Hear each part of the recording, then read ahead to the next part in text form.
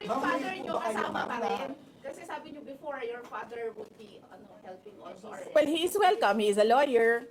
So he is welcome to give his advice, input in the defense. Ma'am, ayaw sa mababa ng trust ratings recently due to the Senate sa Congress hearing. I will not answer that question. Is Yusek Zulaika back? Yes, I'm sorry. Yes. Is Yusek Zulaika Lopez back in the hearing? Si Yusek Zulaika Lopez, nag-indefinite leave siya after nung sa veterans hospital admission niya. Umuwi siya ng Davao and then hospitalized siya doon.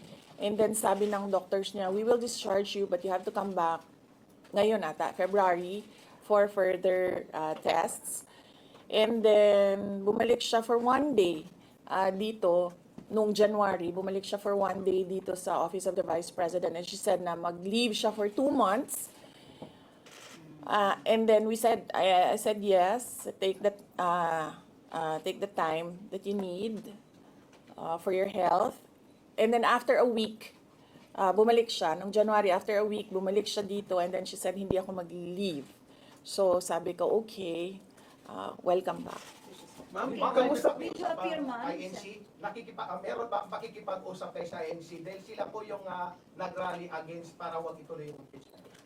Hindi pa po kami nagkausap ng INC, sir. Pero nagpapasalamat po ako sa INC at sa buong sambayanan sa kanilang pananawagan ng kapayapaan. Ma'am, kamusta po ang staff ng numbers in Senate? Nagtanong ka na, sir? Not yet Dapat, po. sir. You think you have the numbers in the Senate to be acquitted? Hindi ko masabi yan ngayon, sir. Wala pa kami dyan. Ma'am, Nagtanong ka na, ma'am. Wala pa. Ma'am, would you consider former President Duterte to be your lead defense?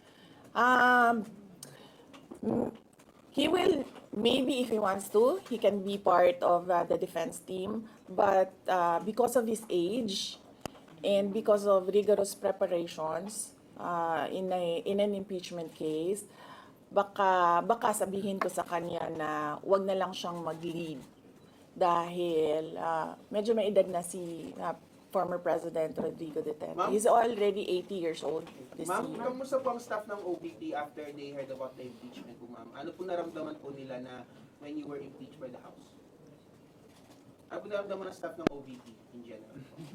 Are they sad? Are they worried po ba, ma'am? Hindi ko alam nila na pinagtatawanan lang nila ako dito sa gilid kasi hindi daw ako sumunod. Sabi, basahin lang daw talaga ito. Ma'am, you will appear sa impeachment court, ma'am, if ever. Ha? Will you appear sa Okay. Kung pwede namang hindi, and I understand, pwede naman. Hindi na. Oo. Kasi baka ma-intimidate lang sila lahat sa presence ko doon. May mga plano po ba kayo para itulak ang pag-audit, lalo na po sa mga kongresista natin na ginagamit ang pera o pondo ng gobyerno para subject propaganda against you? Hindi ko na muna sagutin yung tanong na yan ngayon, ma'am. Doon muna tayo sa God Save the Philippines. So ma'am, will you dissuade or encourage your supporters in case they would go sa street to rally? Sa panahon ngayon, ma'am, na sobrang mahal ng presyo ng mga bilihin, lalong-lalo na ng pagkain, sasabihin ko sa mga supporters sa taong bayan na unahin muna nila ang trabaho and negosyo nila kesa sa mag-rally sila sa mga daan. Dahil marami o lahat tayo breadwinners.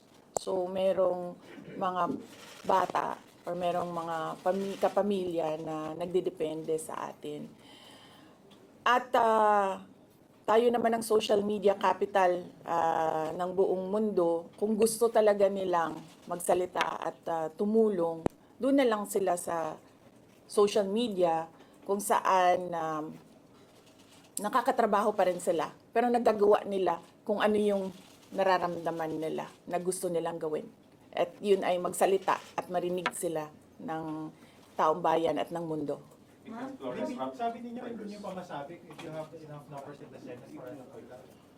Are you not confident that you have enough allies to avoid a conviction in the Senate acting as an impeachment court? Hindi ko pa naisip yan, sir. I've not counted numbers. votes in the Senate. So we are not there yet.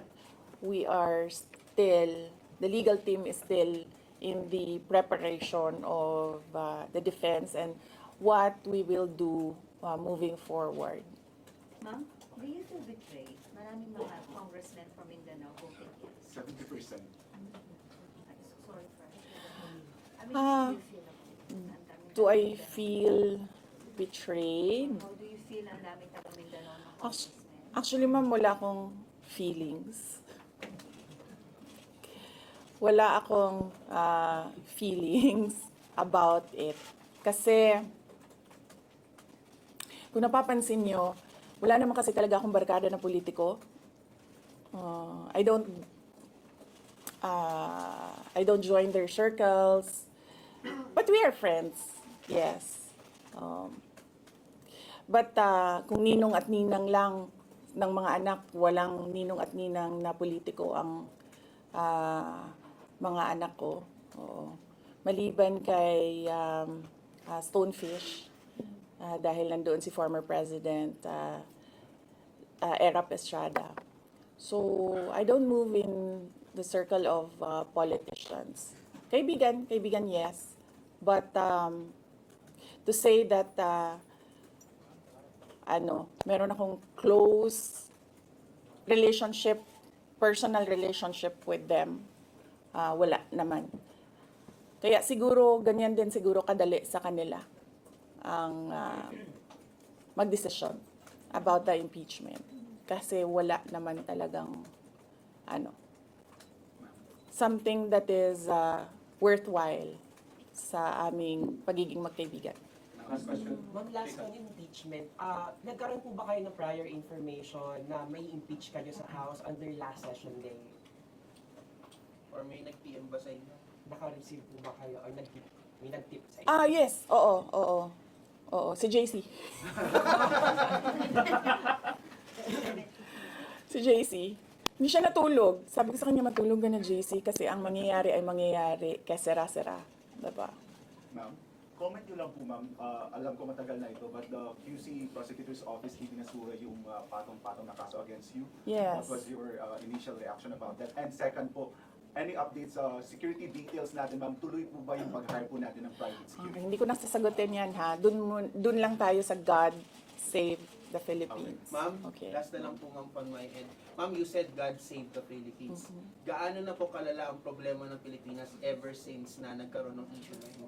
Nagkaroon ng issue sa impeachment na ito? Parang ano po yung nakikita yung problem sa Philippines ngayon at bakit nila inuna itong impeachment na ito? Gaano kalala ang Pilipinas na pag-iwanan na tayo ng panahon at ng ating mga kapitbahay dito sa region at napag-iwanan na tayo ng mundo.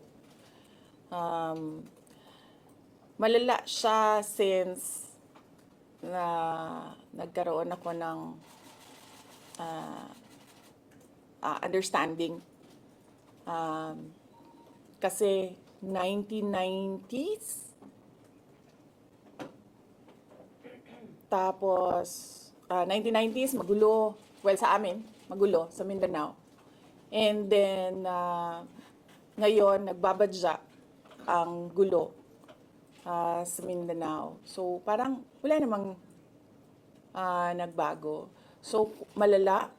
Sobrang malala. Dahil kung nakakausap mo yung mga tao na arawan yung kanilang sweldo, yung pera nila hindi na talaga sapat para sa pagkain, para sa kuryente, para sa bahay, para sa tubig, para sa pag-aaral ng kanilang mga anak.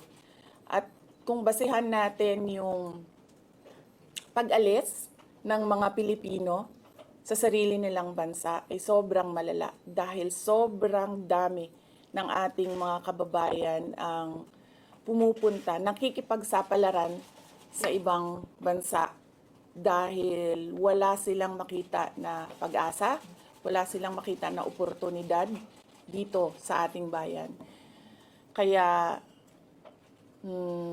parang nakakaawa na tayo dito sa loob at nakakahiya yung estado natin kapag iniligay mo siya in a global stage na kung saan pinapanood tayo ng ibang mga lahi at ibang mga bansa. And because of that, ma'am, And because of that, tapos na tayo. you will run for presidency because of that. Diba? Ma'am, thank you. Maraming salamat sa oras ninyo. Magandang umaga. VP Sara, binasag na ang katahimikan. Naging matipid si VP Sara Duterte sa kanyang mga sagot sa isang press briefing kanina. Ayon kay VP Sara, tuloy ang kanilang trabaho sa gitna ng kinakaharap niyang impeachment. Maraming iniwasang tanong si VP Sara sa mga kapatid natin sa media. At seryoso si Inday Sara sa kanyang mga sinasabi. Comment down ang inyong opinion sa napanood ninyong press con ni VP Sara Duterte. Abangan natin ang mga susunod na mangyayari sa impeachment na kinakaharap ng ating Vice Presidente. Kung gusto ninyong panoorin ang kabuoang press conference ni VP Sara, ay maaari kayong magtungo sa Office of the Vice President of the Philippines sa kanyang Facebook page. Maraming salamat at magkita-kits ulit tayo sa susunod na update dito sa impeachment na kinakaharap ni VP Sara. Maraming salamat.